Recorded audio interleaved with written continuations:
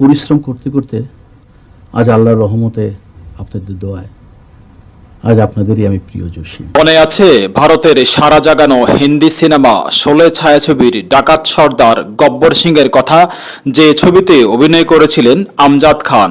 বাংলাদেশে যখন তার রিমেক তৈরি হয়েছিল তখন সেই ডাকাত সর্দার গব্বর সিংয়ের চরিত্রে অভিনয় করেছিলেন তিনি। তার ডাকাত চরিত্রের সেই দুর্দান্ত অভিনয় দেখে স্বয়ং আমজাদ খান পর্যন্ত তার ভূয়সী প্রশংসা করেছিলেন। সেই ডাকাত সর্দার গাপ্পার বা গব্বর সিংকে আমরা দেখলাম নায়ক হয়ে চলচ্চিত্রে অভিনয় করতে, যিনি পরবর্তীতে বাংলা চলচ্চিত্রে এক বিশাল জনপ্রিয় নায়ক হিসেবেই মৃত্যুবরণ করেছেন এবং আজও নায়ক হিসেবেই আছেন। আমরা আরো অবাক হই প্রায় 50টি ছবির দুর্দান্ত খলনায়ক কিভাবে এত জনপ্রিয় নায়ক হয়ে গেলেন তা ভেবে। জসিম বাংলাদেশের চলচ্চিত্রে ফাইটিং দৃশ্যের পথ প্রদর্শক, খলনায়ক এবং নায়ক দুই চরিত্রেই বিরল জনপ্রিয়তার অধিকারী, অ্যাকশন কিং খ্যাত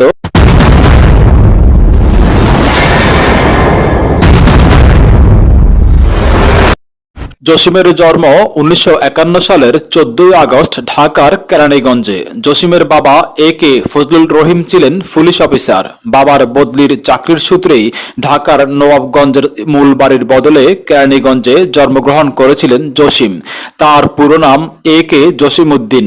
ঢাকার আরমানিটোলা স্কুল থেকে এসএসসি, ঢাকা কলেজ থেকে এইচএসসি ও পরবর্তীতে গ্রাজুয়েশন করেন।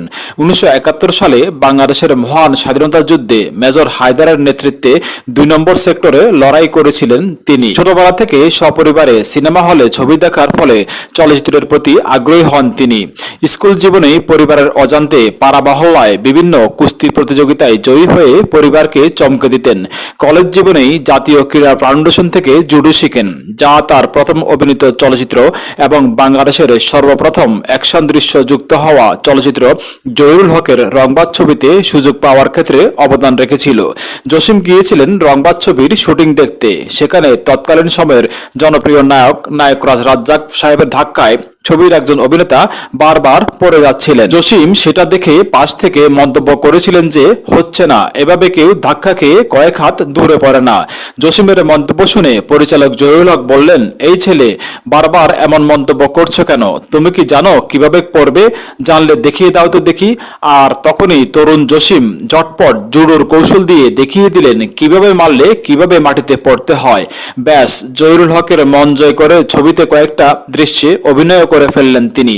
এর পরেরটা ইতিহাস। স্বাধীনতা পরবর্তী সময়ে বাংলা চলচ্চিত্র যখন সামাজিক, রোমান্টিক ও ফোক ধারা নিয়ে খুব ধীরে ধীরে এগোচ্ছিল, ঠিক তখনই প্রয়াত পরিচালক জহিরুল হক টেকনিক্যাল সুবিধা ও পেশাদার অ্যাকশন গ্রুপ ছাড়াই গুটি কয়েক টিসুম দিয়ে দর্শকদের অ্যাকশন ধারার সাথে মোটামুটি পরিচয় করিয়ে দেন মাত্র। কিন্তু পরবর্তীতে বাংলা অ্যাকশন ছবির উত্তরণে মূল কাজটিই করেন সেই তরুণ জসিম। জসিম তার সাথে জুডো শেখা বন্ধুবান্ধব মীর এনামুল কবির, আনা আমান, মাহবুব খান গুই ও রুল আমিন বাবুলকে নিয়ে পেশাদার ফাইটিং গ্রুপ তৈরি করেন, যার নাম দেন জেমস, যা ছিল সবার নামের প্রথম অক্ষর দিয়ে তৈরি। রংবাজ ছবির খুব ছোট চরিত্র দিয়ে শুরু। এরপর বাংলাদেশের চলচ্চিত্রের প্রথম খলনায়ক হিসেবে, অভিনেতা হিসেবে জসিমকে দর্শক দেখতে পায়। এরপর খলনায়ক হিসেবে জসিমকে আমরা পাই গুনাহগার, দস্যু বনহুর, দোস্ত দুশ্মন, আসামি হাজির, বারুদ, জনি, তুফান সহ 50টি বক্স অফিস কাঁপানো ছবিতে। তবে দেওয়ান নজরুলের দোস্ত দুশ্মন ছবিতে সেই ডাকাত সর্দার গাপ্পার চরিত্রে অভিনয় দেখে ভারতের প্রখ্যাত অভিনেতা আমজাদ খান পর্যন্ত জসিমের ভূয়সী প্রশংসা করেছিলেন। এছাড়াও দেওয়ান নজরুলের আসামি হাজির ছবিতে ডাকু ধর্মরূপী জসিমের সাথে নায়ক ওয়াসিমের দীর্ঘ 20 মিনিটের শেষ ফাইটিং দৃশ্যটা দেখতে ঢাকার গুলিস্তান সিনেমা হলের কলাপসিবল গেট ভেঙে ফেলে দর্শকদের ভেতরে প্রবেশের ঘটনাও ঘটেছিল।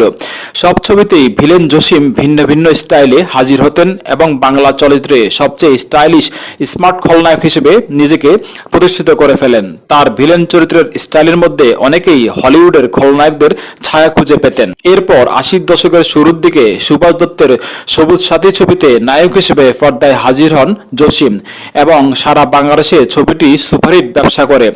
আর তার বাসায় প্রযোজকদের ভিড় লেগে যায় নতুন ছবিতে জসিমকে নেওয়ার জন্য। এভাবেই তুমুল জনপ্রিয় একজন ভিলেন বা খলনায়ক পরিণত হন পরবর্তীকালের তুমুল জনপ্রিয় একজন নায়ক হিসেবে। মৃত্যুর আগ পর্যন্ত তিনি নায়ক জসিম হিসেবেই বাংলাদেশের মানুষদের কাছে জনপ্রিয় ছিলেন এবং আজও আছেন। বাংলাদেশের বাণিজ্যিক চলচ্চিত্রে হলিউডের সুপারহিরো ট্র্যাডিশনটা সার্থকভাবে প্রতিষ্ঠিত করেন জসিম, যার ফলে সেই সময়ের দর্শকদের মাঝে বেশ বড় একটা অংশের কাছে জসিম ছিলেন অন্যরকম এক উন্মাদনার নাম। জসিম মানে অসম্ভবকে সম্ভব করা কোনো বীর পুরুষ, কোনো সুপারহিরো। জসিম মানে ঘাত প্রতিঘাত, বাধা বিপত্তি জয় করা এক দুর্দান্ত সাহসী কোনো মানুষ। সিনেমা হলে যতবার অস্থির, উত্তেজিত, উশৃঙ্খল দর্শকদের অনাকাঙ্ক্ষিত ঘটনা ঘটেছে, তার প্রায় শতকরা 70% ঘটনাই ঘটেছে জসিমের ছবির বেলায়।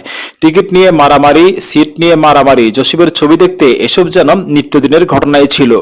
দর্শক জসিমের ছবি দেখতে এসে সিনেমা হলের বাইরে বেশিক্ষণ দাঁড়িয়ে থাকার ধৈর্য রাখতে পারত না।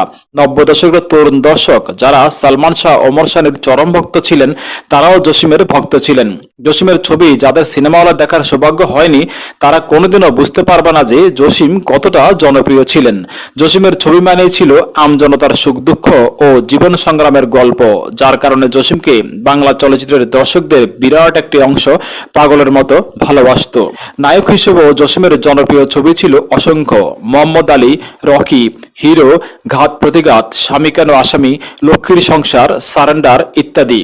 যে দর্শকরা খলনায়ক জসিমের যেমন ভক্ত ছিলেন, সেই একই দর্শকরা আবার নায়ক জসিমেরও খুব ভক্ত ছিলেন, শুধুমাত্র তার অভিনয় গুণ, স্টাইলের কারণে। জসিম যেমন ধুমধাম অ্যাকশন, গরিব দুঃখী মানুষের সাহসী নায়ক, তেমনি ছিলেন খুব অসহায় নায়ক, যিনি সারেন্ডার, ভাইয়ের আদর, অবদান, লক্ষ্মীর সংসার সহ অসংখ্য পারিবারিক রোমান্টিক ছবিতে প্রমাণ করেছিলেন। সারেন্ডার ছবির সেই ব্যর্থ প্রেমিক জসিমের করুণ মুখটি আজও সেদিনের দর্শকরা হয়তো ভুলতে পারেনি। যে শাবানার সাথে নায়ক জসিম সুপারহিট হয়েছিলেন, আবার সেই শাবানার পাশেই তার ভাইয়ের চরিত্রে সুপারহিট হয়েছিলেন। পরিচালকরা জসিমকে সব ধরনের চরিত্রেই ব্যবহার করে সফলতা পেয়েছিলেন। জসিম সোহাগ মিলন ও কাজের বেটি রহিমা ছবি দুটির গানেও কণ্ঠ দিয়ে তার বহুমুখী প্রতিভার স্বাক্ষর রেখে গিয়েছিলেন। অভিনয় জীবনে জসিম কাজ করেছিলেন জহিরুল হক, সুভাষ দত্ত, ইবনে মিজান, আইজুর রহমান, আলমগীর কুমকুম, দেওয়ান নজরুল, এজে মিন্টু, ফজলে আহমেদ বেনজির, দেলোয়ার জাহান ঝন্টু, শফি বিক্রমপুরী সহ দেশ সেরা সব পরিচালক প্রযোজকদের সাথে। প্রযোজক হিসেবেও জসিম ছিলেন খুবই সফল,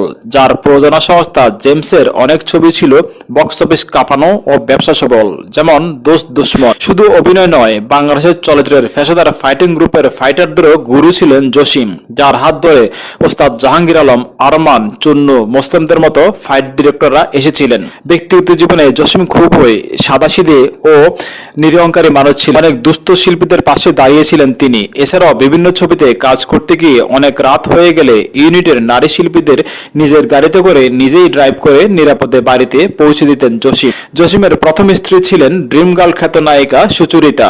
পরে তিনি ঢাকার প্রথম সবাক ছবির নায়িকা পূর্ণিমা সেনগুপ্তার মেয়ে নাসরিনকে বিয়ে করেন। জসিমের 3 ছেলে, রাতুল, রাহুল ও স্বামী।